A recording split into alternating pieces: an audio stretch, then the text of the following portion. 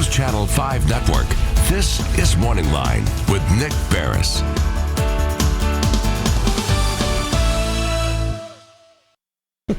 Good morning, everyone. Thanks for joining us on Morning Line. Nick Barris here, coming to you live and direct from the Plus Studios in downtown Nashville. And I invite you to join in the conversation on this Tuesday morning. We're going to open up the phone lines talking about several issues that are being discussed here in the city of Nashville. But I think many of you will probably have opinions on, depending on wherever you happen to live. And I know the viewership of this program is well outside the city of Nashville.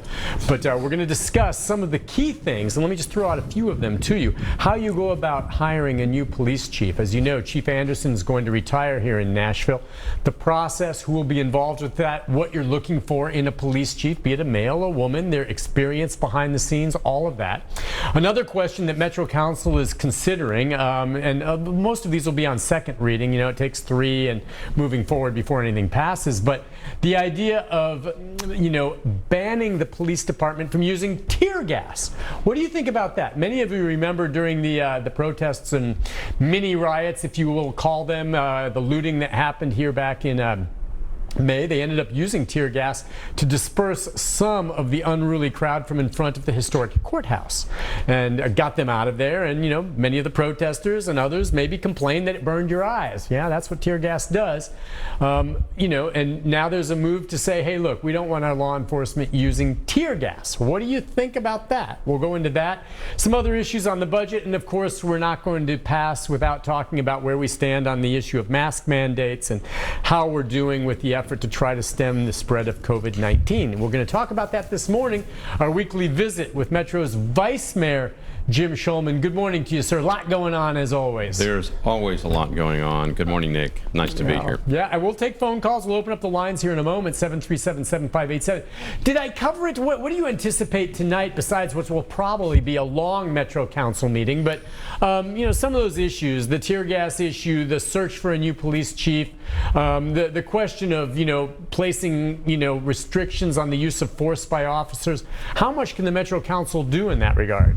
Well, so we may have another long council meeting. Yeah. Last meeting we were there until about 3 o'clock in the morning. So the last 3 of the last 4 meetings, I believe, have set records in different ways. The 5:30 was the longest one, and then we were there until about 4 or 4:30, and then last meeting we were there until 3 o'clock. I had been a part of the historic 2:15 meeting, which was several years ago, and we thought that was always going to stand as the record, and then we broke it 3 times in the last couple of weeks. Yeah. Should be an interesting meeting. Hopefully it won't last until 3 o'clock. Hopefully it's going to end earlier than that. So you covered most of it. There is a bill up on second reading dealing with basically, I believe this is right, the use of drones to deliver packages. So without using all the company names, but obviously that's a possibility. Yeah. There's a bill prohibiting that. So that's up on second reading. We have a number of police bills up on second reading. We're not sure if they're going to move tonight or whether they'll be deferred. Number of resolutions of interest. 2 other things that you might want to know is that we elect a school board representative to replace Anna Shepard, who passed away. That's right. So that's going to happen tonight.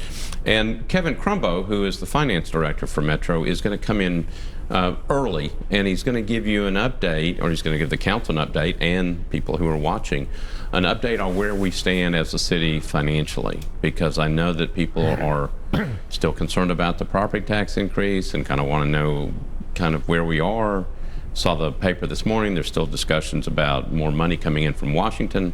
How are we doing economically? So that's going to be also on the agenda tonight. Should be an interesting council meeting. Well, we'll hit point by point on some of these, and I guess I'll pick up on that last point you just made with regard to the property tax increase, which voted and passed, and there are those who objected. I know there was an effort to get a recall petition in place to recall the mayor and some of the council members. They needed, I think, some 60,000 signatures. Right. They said they got thousands, but not enough. They said they're not going to give up.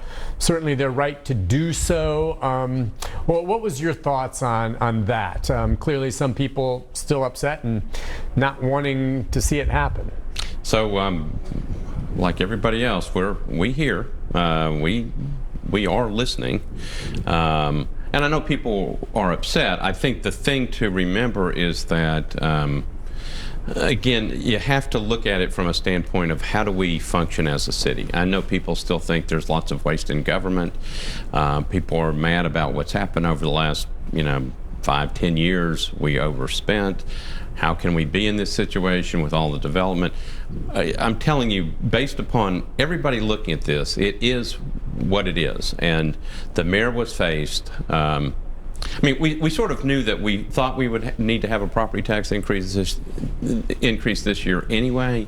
But when the pandemic hit and economics, being what they are, our economy started, shutting down. He is faced with this giant hole in the budget. And people go, well, you just need to lay everybody off and whatever and cut services. It's like, well, that just adds to the problem in my mind. And then you start putting more people, off government, and services are being cut, and then we just start spinning. And I know people may disagree with that, but our job is to keep services going during a crisis, which is what we're in. And he was faced with this $330 million shortfall. Yeah. And the only way to deal with it at the time is through a property tax increase. Now, Director Crumbo coming tonight, he'll kind of give you an update on where we are. Are things better? Are things worse overall in the city? What does it look like projecting further out? And then again, we don't know if folks in Washington are going to give money coming this way, which may be helpful. But then you've also got, Nick, on top of all that, you've got the fact that we're in the middle, I don't know where we are. We thought there was going to be a second surge of this thing in the fall. Mm-hmm. It's going on right now. Yeah, it's hit now. I have to say this, and what gets me, again, I respect the right of anyone to try to get those signature petition. I just don't know. And again, I live in Wilson County, so I don't have a dog in this fight. So you might say, well, Nick, you don't live here, so what do you care? I care because I work here. I care about the city of Nashville a great deal. But what I don't get is, I guarantee every single one of the council members, okay, you included, Jim, the last thing you wanted to do was have to increase the property tax this much. And that my take is they're talking about recalling all of you. Well, if all of a sudden they elected a bunch of people that just instantly said, well, I don't care how bad it is, we're just not going to increase anything, we're going to leave it status quo, what chickens would have come home to roost? I'm thinking, my take is when you get into the office and you're looking at the situation and talking to the budget, you realize that this is, an increase of some type was all there was to be had. Because I know if there were any other option, I don't see the council in this city just drooling at the idea of wanting to increase the top property tax on everyone for no reason if there were other ways. I just don't buy that. And yet it seems like some people believe that. Like, well, these guys, they don't know what they're doing. I'm like, wait a second. Well, put it this way. So last year, not this year, but last year, an election year, the council almost approved a property tax increase. It came within one vote of actually passing one.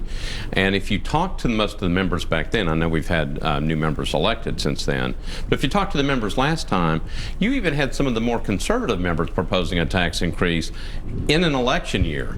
That was before all this stuff happened. So yeah, and which goes against their nature. I guess what I'm saying is that tells you just how bad it really is. So Jim, if you can, I guess, and people say, well, that's scare tactics. And no, I believe you. You're a credible person.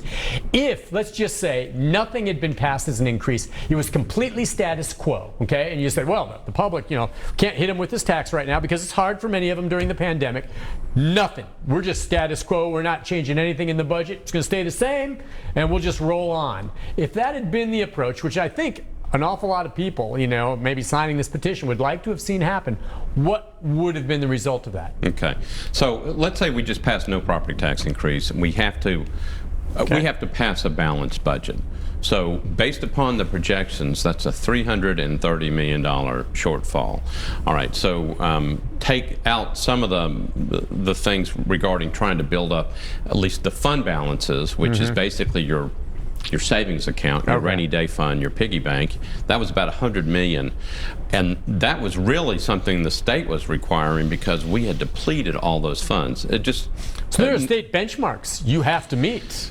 Well, so the state wants you to have some money just in case you run into a problem. Like anyone does in their house. You know, a heat and air unit goes out, you better have an emergency fund. You're going to be sweating a lot. Well, so yeah, like most families have a piggy bank or a savings account or something in case there's a serious issue and you want people to do it. Same thing with city, same thing with the state. The state, give them credit, they've got over $1 billion in a rainy day fund. That's even more now because they put more money in there.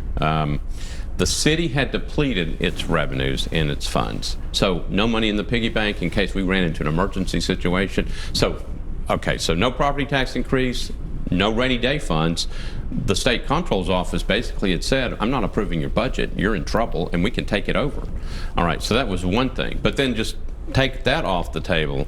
Then you've got $250 million shortfall. You got to start cutting. And people go, well, cut away.